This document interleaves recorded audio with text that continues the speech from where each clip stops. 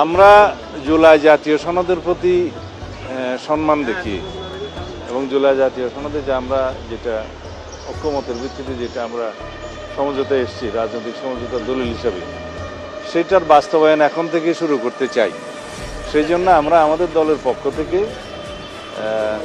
প্রধান বিরোধী দলকে আমরা মৌখিকভাবে আমরা সাক্ষাতে তাদেরকে অফার করেছি তারা যেন ডেপুটি স্পিকার তারা ঠিক করেন এবং সেটা সংসদে স্পিকার নির্বাচনের দিন একই সাথে নির্বাচিত হতে পারে। তবে ডেপুটি স্পিকার দেওয়ার বিষয়টা এখন আমরা অফার করতে পারি।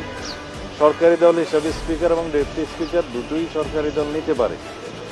পরে আমরা জুলাই জাতীয় সনদের যে সমঝোতা আমরা করেছি যে দুটো ডেপুটি স্পিকারের পদ সৃজন হবে, তার মধ্যে একটা ডেপুটি স্পিকার পাবে। অবশ্য ওইভাবে বলা নাই, বলা আছে যে ডেপুটি স্পিকার একজন বিরোধী দল থেকে মনোনীত হবেন বা নির্বাচিত হবেন। সেটা আমরা এখনই অফার করেছি। এটা আমাদের একটা ভালো জেস্টার হিসাবে, গুড উইল হিসাবে আমরা অফার করি। 133টা অধ্যাদেশ সবগুলোই নিয়ম অনুসারে সাংবিধানিক বাধ্যবাধকতা আছে। জাতীয় সংসদে অধিবেশনের প্রথম দিনে উপস্থাপন করা, সেটা উপস্থাপিত হবে।